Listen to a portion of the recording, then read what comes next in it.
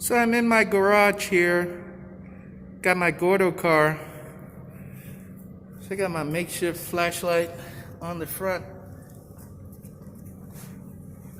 This thing is going to need headlights and taillights. Made a new update.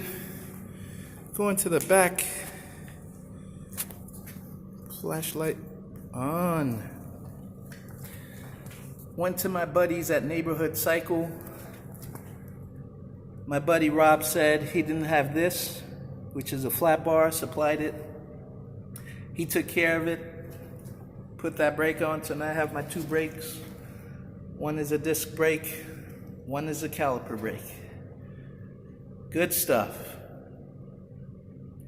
Next up, I may get pedals.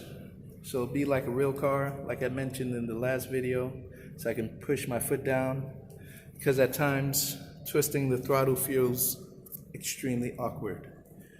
Stay tuned.